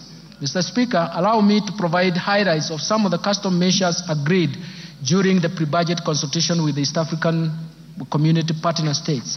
Mr. Speaker, the ministers agreed on a number of measures for enhancing the competitiveness of locally manufactured products by allowing stays of application for the East African Community Common External Tariff, not to change the rates and where necessary, adopt higher rates of duty to encourage local production in East African Community countries. The ministers also agreed on duty remissions for raw materials and inputs used by local manufacturers to facilitate East African Community domestic production. Mr. Speaker, in order to meet local demands and enhance food security in Kenya on key staple foods, Kenya was granted an extension of the current stay of application to import rice at a duty rate of 35% or $200 per metric ton, whichever is higher, for 1 year, instead of East African Community Common External Tariff rate of 75% or $345 per metric ton, whichever is higher. And also, Kenya was allowed to import wheat at a duty rate of 10% instead of 35% for 1 year under the EAC, East African Community Duty Remission Scheme. Mr. Speaker, Kenya has a strong assembly of electronics industry, including mobile phones. In order to further open up the ICT sector to more investors, Kenya requested for duty remission on inputs for manufacture and assembly of smart telecommunication devices, including mobile phones, laptops, and tablets. This request was granted. Mr. Speaker, the local assembly of automotives continues to facilitate job creation with positive ripple effects in other supportive sectors, especially in the manufacturing of spare parts. In this regard, Kenya continued to develop capacity in the assembly of prime movers, road tractors, trailers, to meet both local and regional demand. In order to safeguard this capacity, Kenya was granted a stay of application of East African Common External Tariff rate of 10% to apply a duty rate of 25% for prime movers and 35% for trailers for 1 year. Further, in order to continue supporting the assembly of motorcycles in the region, East African Community ministers in this regard agreed to extend the duty remission on importation of raw materials for the manufacture of parts used in the assembly of motorcycles, including leaf springs and wiring harness. In addition, ministers agreed to extend duty remission for completely knocked down kits for assembly of motorcycles at the rate of 10%. Mr. Speaker, the growth of investment in metal and allied subsector has enhanced the capacity to manufacture various iron and steel products in the region. To safeguard the gains in this subsector, the ministers agreed to retain the duty rate at 35% with the corresponding specific rates for imported iron and steel products for a further 1 year. In order to promote and protect textile and apparel sector, which is one of the 9 bottom-up economic transformation agenda value chains prioritized in this budget, Kenya was allowed to apply a rate of 25% on selected fabric products with corresponding specific duty rates in order to curb undervaluation and under-invoicing of imported products. Further, to ensure competitiveness of textile products that are produced locally in sufficient quantities, Kenya was granted a stay of application and will apply a higher duty of 35%.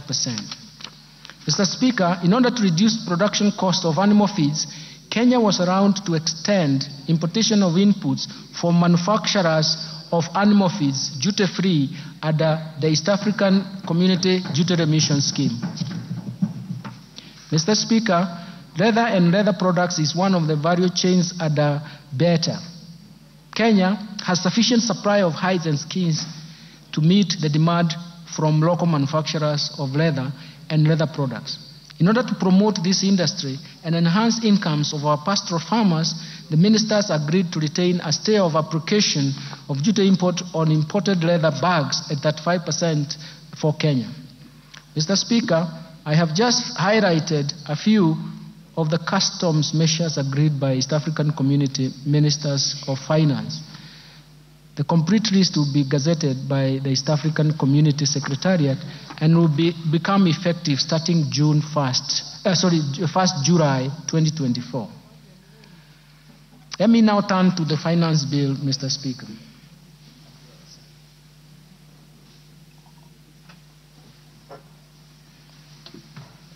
Mr. Speaker, allow me to highlight tax policy measures proposed in the Finance Bill 2024.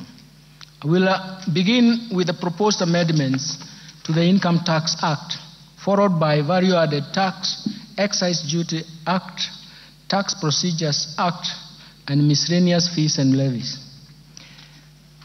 Mr. Speaker, let me start with amendments to the Income Tax Act. Currently, retirement benefits, Mr. Speaker, are subjected to tax. This taxation ceases at the age of 65 years. In order to support the retired employees, I propose to amend the Income Tax Act to exempt all retirement benefits paid from the Registered Pension Fund, Registered Provident Fund, Registered Individual Retirement Fund, and National Social Security Fund and the Public Pension Scheme upon attainment of the retirement age. Mr. Speaker, for the individuals who take up early retirement, this exemption will only apply if the individual has contributed to the pension scheme for a period of 20 years from the date of registration as a member. Mr. Speaker, in addition, the annual limit of pension contribution that is exempt from tax is 30% of the individual income, or Kenya shillings 240,000, whichever is lower. Considering that this limit has not been revised since 2005, and to encourage savings for social security after retirement, I propose to increase this limit to 360,000 shillings per annum. Further, Mr. Speaker, I propose to allow deduction contribution to a post-retirement medical fund subject to a limit of Kenya shillings 10,000 per month. This will promote savings for post-retirement health care needs. Mr. Speaker, currently the threshold above which withholding tax applies on payments for management fees, professional fees, training fees, and contractual fees is Kenya shillings 24,000 per month. I propose to amend the Income Tax Act to remove this threshold since it creates a room for tax planning and is a challenge to tax administration. Mr. Speaker, despite the Income Tax Act providing a corporate tax rate of 30%, some taxpayers pay tax at an effective rate of less than 15%. This is due to vigorous tax planning and tax incentives provided under the Act. To prevent this practice, I propose to amend Income Tax Act to introduce a minimum top-up tax payable by a multinational group with a consolidated annual turnover of €750 million, whose effective corporate tax rate is below 15%. Mr. Speaker, the spectrum of license fees paid by telecommunication operators are currently not tax deductible, creating unfairness in the tax system. In this regard, I propose to amend the Income Tax Act to allow telecommunications network operators to deduct the spectrum licenses fees over a period of 10 years. Mr. Speaker, advanced pricing agreements have emerged as a valuable tool for preventing tax disputes related to transfer pricing of cross-border transactions. In this regard, I propose to empower the Commissioner to enter into advanced pricing agreement with taxpayers engaged in transactions with related entities. Mr. Speaker, to attract international financial investors in Kenya and reinforce Kenya's position as a regional financial hub, I propose to reduce the rate of capital gains tax from 15% to 5% for firms certified by the Nairobi International Financial Center of Origin. Mr. Speaker, a transfer of property between an individual and an entity where the individual holds 100% shareholding does not constitute a gain. In this respect, I propose to exclude from capital gains tax this kind of transfer. Mr. Speaker, the digital services tax was introduced to prevent tax-based erosion occasioned by migration of traditional businesses from physical shops to online platform that is not feasible by the Commissioner of Tax Commissioner for tax purposes. It has been noted that the design of the tax does not capture all taxpayers, leading not only to loss of revenue but also to unfairness in taxation. For this reason, and in line with international best practice, I propose to amend the Income Tax Act to replace the digital service tax with the significant economic presence tax. Mr. Speaker, to expand the tax base and make our country self-reliant, I propose to introduce an annual motor vehicle tax at the rate of 2.5%, the value of the vehicle, subject to minimum amount of Kenya shillings 5,000. Mr. Speaker, let me now turn to gains. There are substantial gains for Kenyans. Mr. Speaker, currently the tax-free amount on subsistence allowance paid to employees in the private sector for a period spent outside the usual place of work while on official duties is capped at Kenya shillings 2,000 per day. This is quite low considering the inflation that has occurred over the years. To cushion employees in the private sector from high cost of living, I propose to review the threshold to an amount not exceeding 5% of the employee's monthly gross earnings. Second, Mr. Speaker, the affordable housing levy and pay as you earn are calculated from the same base, leading to double taxation. To address this, I propose to make the housing levy deductible expense. This means that there is a tax savings for Kenyans and therefore affording Kenyans more money in their pocket. Mr. Speaker, in order to encourage Kenyans to continue constructing their own houses, I propose to increase the limit of interest payments that qualify for mortgage relief from Kenya shillings 300,000 to Kenya shillings 360,000 per annum. Let me turn now, Mr. Speaker, to amendments to the value-added tax. Mr. Speaker, I will now highlight the amendments of the value-added tax. Mr. Speaker, currently the registration of VAT is a requirement for a person who makes taxable supplies of Kenya shillings 5 million or more. This threshold was last reviewed in 2007. In recognition to the effects of inflation over the years and to enhance efficiency in tax administration, I propose to increase the threshold to Kenya shillings 8 million. Mr. Speaker, the VAT Act allows taxpayers making both taxable and exempt supplies to claim input tax where the proportion of exempt supplies is less than 10%. This has led to tax planning and hence loss of government revenue. To address this, I have proposed the removal of the threshold so that only the input tax relating to taxable supplies are deductible. Mr. Speaker, in support of the government's effort to combat malaria, I propose to remove VAT on mosquito repellents and raw materials used in the manufacture of repellents. This will encourage local production of the repellents. Mr. Speaker, tax expenditure was estimated at 393.6 billion. or about 2.9% of GDP for the year 2022. Of this amount, VAT tax expenditure amounted to 248.3 billion, or what is 63.1% of the total estimate of tax expenditure, which is a large erosion of the VAT tax base. Mr. Speaker, tax expenditure creates avenues for revenue leakage and thus denying government the revenue to support key priorities that benefit majority of Kenyans, of the citizens in Kenya. Recognizing the importance of tax expenditure in the promotion of investment and addressing welfare challenges in the economy, and in line with the medium-term revenue strategy, I propose to rationalize the VAT tax expenditure as provided for in the VAT Act in form of exemptions and zero rating based on the following criteria. First, that goods currently exempt be subjected to VAT. Second, zero-rated finished goods and consumer goods and services be exempt from VAT. Third, zero rating be restricted to goods and taxable services meant for export. Based on the above, Mr. Speaker, based on the above criteria, Mr. Speaker, I have proposed several amendments to the first schedule of the VAT Act in order to move some goods and services from exempt to VAT-able status. In addition, I have also proposed amendments to the second schedule of the VAT Act so that we can move some of the goods and services from zero rating to either exempt status or VAT-able. This rationalization is expected to expand the VAT tax base and create fairness in taxation. Let me turn now to amendments in the Excise Duty Act.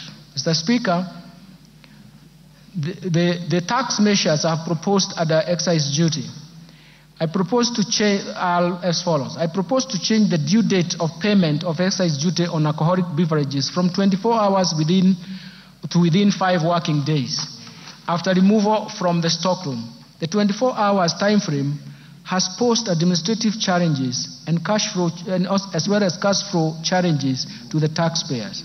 Mr. Speaker, to protect local assemblies and create fairness and equity in taxation, I propose an introduction of excise duty on imported fully built motorcycle at the rate of 10% of the customs value, in addition to specific tax duty rate of Kenya shillings 12,952.83 cents per unit, whichever is higher.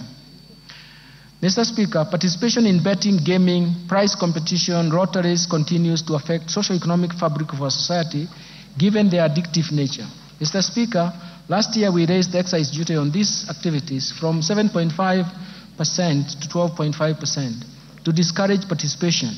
Despite this increase, participation rate in these activities by Kenyan citizens, especially school-going children and young adults, continues to persist. To further discourage this behavior, I propose to increase the excise duty tax rates to 20%. Mr. Speaker, in line with research findings commissioned by the National Treasury on the taxation of alcoholic beverages, I propose to review the excise duty structure on wines and beer from specific rates per litre to the rate of Kenya shillings 22 shillings and 50 cents per centiliter of pure alcohol. In other words, we want to start taxing alcohol beverages on the basis of alcohol content.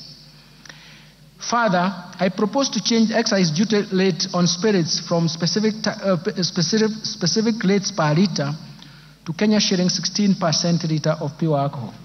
This new structure of taxation based on alcoholic content does not distort the markets, and does not affect the investment decision, and it is expected to encourage responsible consumption behavior of these alcoholic beverages.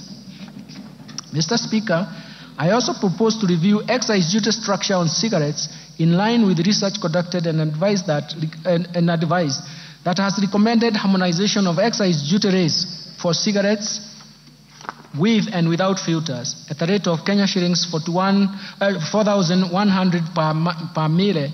This will reduce the incentive for misdeclaration and illicit trade. Mr. Speaker, I propose to increase the excise duty rate from Kenya shillings 1,594.50 cents per kilogram to Kenya shillings 2,000 per kilogram on products containing nicotine or nicotine substitute to address their adverse effects on human health. This excludes those approved medicinal products. Additionally, I propose to increase the excise duty rate on liquid nicotine for electronic cigarettes from Kenya shillings 70 per milliliter to Kenya shillings 100 per milliliter. Mr. Speaker, to provide fair treatment to both residents and non-residents offering excisable services, I propose to amend the Excise Duty Act to charge excisable services offered in Kenya by non-residents through a digital platform. Mr. Speaker, the Finance Act introduced excise duty on fees charged on advertisement of alcoholic beverages, betting, gaming, lotteries, and prize competition on TVs, print media, billboards, and FM stations. This resulted to a shift in choice of advertisement platform from the traditional media to internet and social media. To create a level playing field and to achieve the intended purpose, I propose to expand the scope of this tax to include fees charged on internet and social media advertisements. Mr. Speaker, in order to enhance the administrative efficiency in the issuance of excise licenses to persons dealing with excisable goods or services, I have proposed an amendment to provide for issuance of licenses within 14 working days upon receipt of all required valid documents by the Commissioner. Mr. Speaker, the Finance Act 2023 introduced duty on imported eggs, potatoes, onions at the rate of 25%. To promote trade across East African region, I propose the removal of this excise duty on imported eggs, potatoes, and onions originating from East African Community Partner States, subject to goods meeting the East African Community Rules of Origin. Mr. Speaker, currently, excise duty is 15% on the following: telephone, internet data services, fees charged on money transfer services by banks, fees charged on money transfer by agencies and other financial services providers, and the fees charged on cellular phone service providers. I propose to retain the excise duty rate of 15% on fees charged on money transfer services by cellular phone service providers to benefit retail electronic payments ecosystem. Let me now move to amendments to Tax Procedures Act. Mr. Speaker, I will now highlight those proposed amendments of the Tax Procedures Act. Currently, there is no validity period for the agency notices issued for enforcement of correction of unpaid taxes. This gap often leads to tax disputes and delayed revenue correction. To address this, I propose to amend the Tax Procedures Act to provide 1 year validity period for agency notices. Mr. Speaker, in order to align the timelines for claiming VAT and in the Tax Procedures Act and VAT Act, I propose to delete the reference on timeliness for claiming refunds at the VAT Act, so that the applicable timeline is the 6 months that is provided under the Tax Procedures Act. Mr. Speaker, currently registered manufacturers whose value of investments is in the preceding 3 years is at least 3 million are exempted from withholding tax. In order to promote equity and create fairness to all manufacturers, I propose to amend the Tax Procedures Act to remove this exemption. Mr. Speaker, I propose to amend the Tax Procedures Act to clarify that enforcement and correction of taxes will be undertaken where a decision of the tribunal or court is in favor of the Commissioner, and stay orders have not been obtained against the decision. Mr. Speaker, the 60 days provided to the Commissioner in the Tax Procedures Act to review documents submitted by the taxpayers in support of an objection of tax assessment by the Commissioner are not adequate. To ensure comprehensive review and in order to give the Commissioner adequate time, I propose to extend the timelines to object decisions of the Commissioner from 60 days to 90 days. Let me now move to amendments to miscellaneous fees and levies. Mr. Speaker, last year, 17.5% export and investment promotion levy was introduced on imported goods that are also locally produced in adequate quantities. In the Finance Bill 2024, the list of goods has been expanded and the rate of the levy has been reduced to 3% for most of the goods and others 10%. Mr. Speaker, in order to facilitate the National Intelligence Service to carry out its mandate, I propose to amend the Miscellaneous Fees and Levies Act to exempt the National Intelligence Service from payments of import declaration fee and railway development levy on security equipment and motor vehicles imported or purchased locally for official use. Mr. Speaker, the high production and importation of hazardous goods, particularly electrical and electronic devices, into the country has led to significant increases in electronic waste. We call it e-waste in Kenya. This surge in waste production poses a considerable risk to both the environment and human health. In this regard, I propose to introduce eco-levy on various products to be payable in line with the polluter pays principle.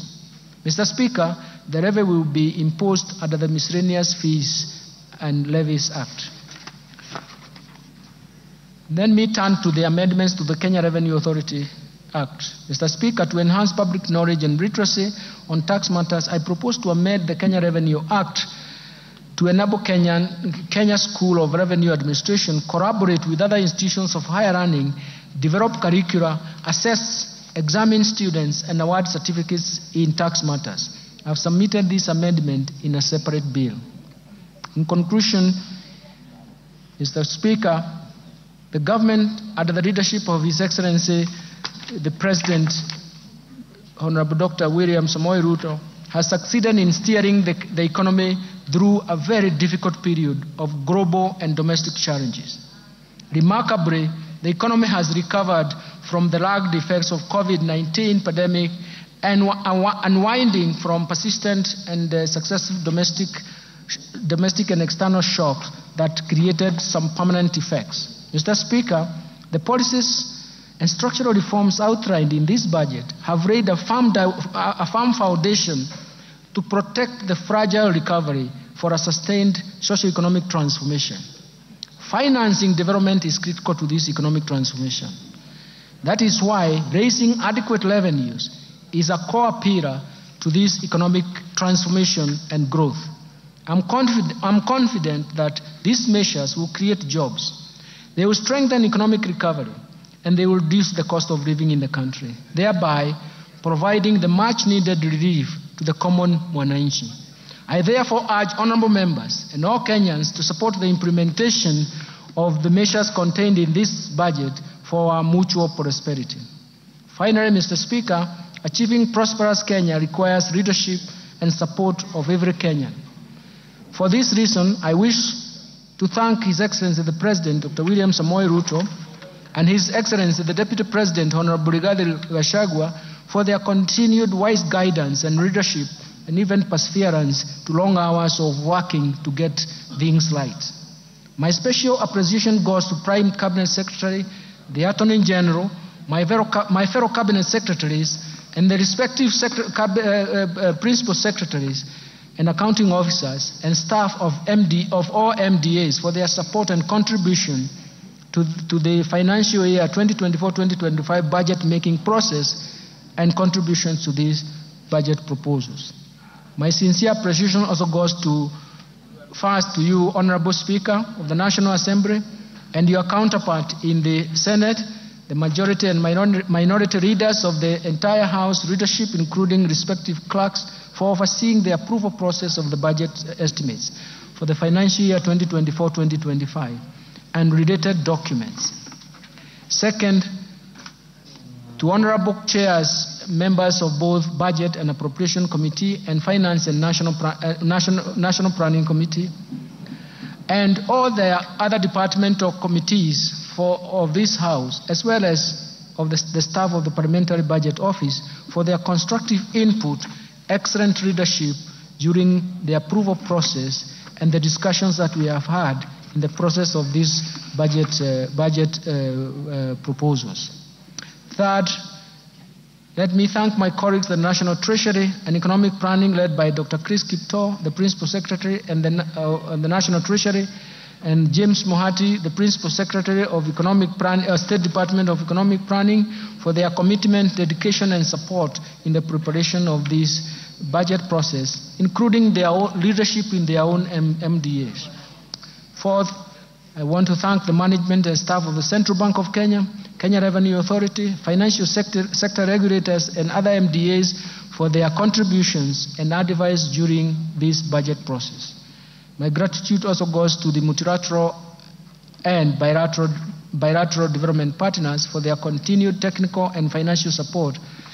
And further, I thank the private sector for its sustained contribution to the discussions we have had to support the growth of our economy.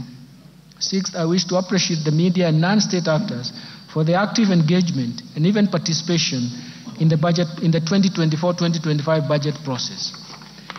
Mr. Speaker, I remain immensely grateful to my family and their support and inspiration as I execute my duties at the National Treasury and Economic Planning, which is not an easy task, and I can tell you. Lastly, Mr. Speaker, my utmost gratitude goes to all Kenyans for their contributions, proposals, and suggestions received during the finalization of the budget proposals.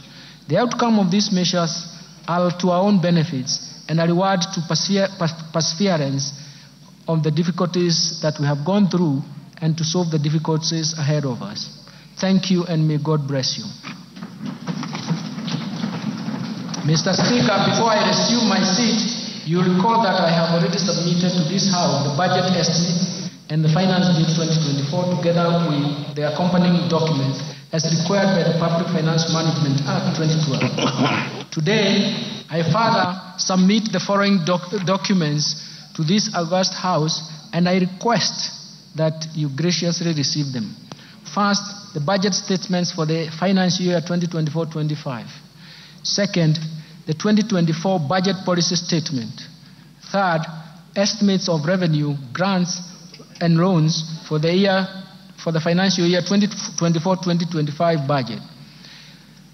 Fourth, financial statements for the financial year 2024-2025 budget.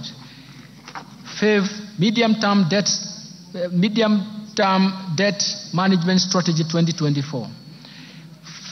Sixth, budget highlights, the Mwananchi guide, the financial year 2024-2025 budget. And finally, statistical annex of the budget statements for the financial year 2024-2025. Thank you, Honorable Speaker.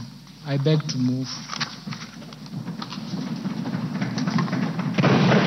Thank you, Minister.